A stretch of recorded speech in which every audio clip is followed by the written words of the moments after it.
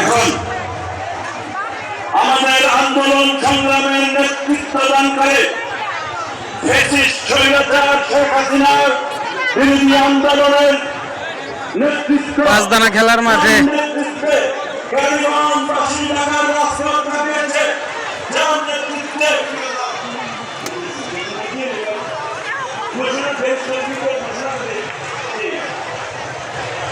সেই আন্দোলন সংগ্রাম বিপ্লব ভালোবাসার নেতা ব্যারিস্টার ইরফান ইবনে আমান অমির ব্রাহ্মণ্য চিত্রটি শুরু করাকে অনুরোধ করছে। ব্যারিস্টার ইরফান ইবনে আমানের অমির ব্রাহ্মণ্য চিত্র।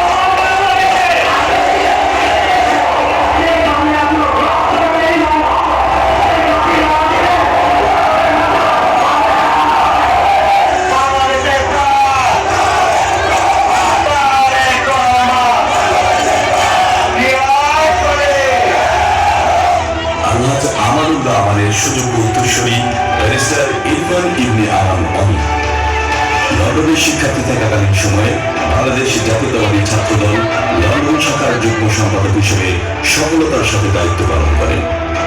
লন্ডনের কিংস্টন ইউনিভার্সিটি থেকে bachelor of law LLB degree অর্জন করেন। যুক্তরাজ্যের বিখ্যাত লিঙ্কন থেকে ব্যারিস্টারি ডিগ্রি অর্জন করেন।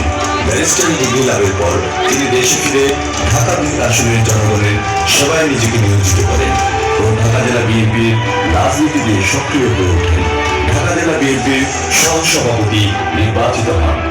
ব্যারিস্টার ইরফান ইবনে আমান অমি ২০১৮ সালে বিএনপির ক্রান্তি লগ্নে গণমানুষের ভোটাধিকার ফিরিয়ে দিতে এবং গণমানুষের অধিকার প্রতিষ্ঠার লক্ষ্যে মুক্তির দূত হিসেবে ঢাকা ২ আসনের হাল ধরেন। দেশনেত্রী বেগম খালেদা জিয়া এবং দেশ নায়ক বিএনপির ভারপ্রাপ্ত চেয়ারম্যান জনাব তারেক রহমান ১০ম জাতীয় সংসদ নির্বাচনে ব্যারিস্টার ইরফান ইবনে আমান অমিকে ধানের শীষের প্রার্থী হিসেবে মনোনয়ন দেন। তারপর থেকে শুরু হয় ঢাকা ২ আসনের প্রচার প্রচারণা। হ্যামিলিয়নের বাসিওয়ালার মতো তার প্রচার প্রচারণা। বসিলা ব্রিজ থেকে লক্ষ লক্ষ মানুষের সমাগম ঘটে ও আলোড়ন ছড়িয়ে পড়ে ঢাকা ২ আসনে। এই মিছিলে ছুটে এসেছিল কারখানা থেকে লোহার শ্রমিক, লাঙল জোয়াল ফেলে ঝাঁপ বেঁধে কৃষকের দল। হাজারো স্বপ্ন বুকে নিয়ে এসেছিল প্রবৃত্ত যুবকের দল। হাতের মুঠোয় মৃত্যু, চোখের স্বপ্ন নিয়ে এসেছিল মধ্যবিত্ত, নিম্ন মধ্যবিত্ত, করুণ কেরানি নারী বৃক্ষের দল। আলোড়ন ছড়িয়ে পড়ে ঢাকা ২ আসন তথা বাংলাদেশের প্রতিটি অঞ্চলে এবং ঢাকা ২ আসনের সকল শ্রেণী পেশার মানুষ তাদের নেতা হিসেবে তাকে সাদরে গ্রহণ করেন। মানুষ যদি ২০১৮ নির্বাচনে তাদের ভোটাধিকার প্রয়োগ করতে পারত তাহলে অবশ্যই তিনি বিপুল ভোটে জয়লাভ করতেন। যেহেতু মানুষ তাদের ভোটাধিকার প্রয়োগ করতে পারেনি, কিন্তু মানুষের হৃদয়ে তার স্থান হয়েছে এবং মানুষের মুখে মুখে জনতার এমপি হিসেবে স্থান করে দিয়েছেন ব্যারিস্টার ইরফান ইবনে আমান অমি। তার পরবর্তী সময়ে বিএনপির ভারপ্রাপ্ত চেয়ারম্যান দেশনায়ক জনাব তারেক রহমানের নির্দেশনায় স্বৈরাচার হাসিনার জুলুম অত্যাচার আর নির্যাতনের বিরুদ্ধে রাজপথে লড়াই সংগ্রাম শুরু করেন ব্যারিস্টার ইরফান ইবনে আমান অমি। প্রতিটি আন্দোলন সংগ্রামে জনতাকে সাথে নিয়ে স্বৈরাচার বিরোধী তুমুল প্রতিরোধ গড়ে তোলেন ঢাকার রাজপথে। নিজের জীবনকে বাজি রেখে জাতীয়তাবাদী আদর্শকে বুকে ধারণ করে আন্দোলনের নেতৃত্ব প্রদান করেন। ২০১৮ সাল থেকে জাতীয় সকল আন্দোলনে ঢাকা ২ আসনের জনগণকে সাথে নিয়ে আন্দোলন সংগ্রাম চালিয়ে যান ঢাকার রাজপথে। বিশেষ করে ২৮ অক্টোবর বিএনপির শান্তিপূর্ণ মহাসমাবেশে যখন নির্বিচারে ফ্যাসিস্ট হাসিনা সরকারের পেটোয়া বাহিনী গুলিবর্ষণ করে, তখন তিনি পিছপা না হয়ে ঢাকা ২ আসনের জনগণকে সাথে নিয়ে আন্দোলন সংগ্রাম চালিয়ে যান। তিনি ঢাকা ২ আসনের মানুষের জন্য অনেক কাজ করেছেন। তিনি করোনাকালীন সময়ে মানুষের ঘরে ঘরে সহায়তা জনাব তারেক রহমানের নির্দেশনায় 24-এর ছাত্র আন্দোলনের পর ঢাকা 2 আসনের শহীদ পরিবারের পাশে দাঁড়ান এবং আর্থিক সহায়তা প্রদান করেন, নিয়মিত খোঁজ খবর রাখছেন। ফেনী ট্র্যাজেডিতে বন্যা কবলিত প্রায় 50,000 পরিবারের মাঝে খাদ্য সামগ্রী পৌঁছে দেন। বিভিন্ন ঈদে ঢাকা 2 আসনের জনগণের মাঝে ঈদ সামগ্রী পৌঁছে দেন।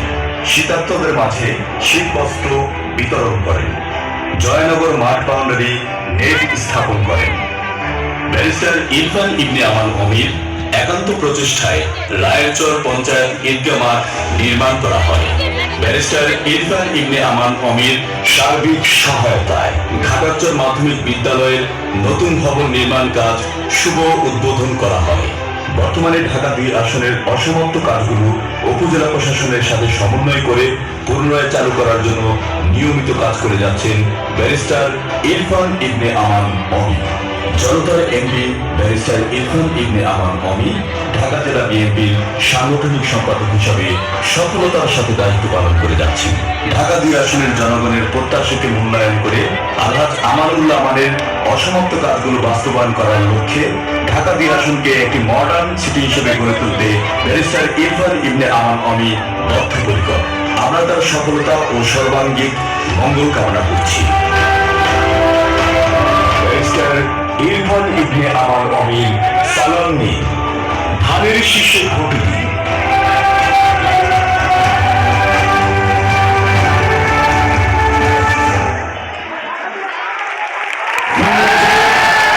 স্বপন এবং ভূগোল নেতৃত্বে কলম্বো থেকে একটি বিশাল মিছিল উপস্থিত হয়েছে। আমরা তাদেরকে অভিনন্দন জানাই।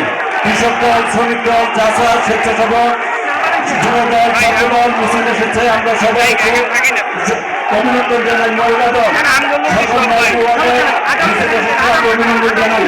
এখন আপনাদের মাঝে বক্তব্য নিয়ে আসছে তারুণ্যের প্রতি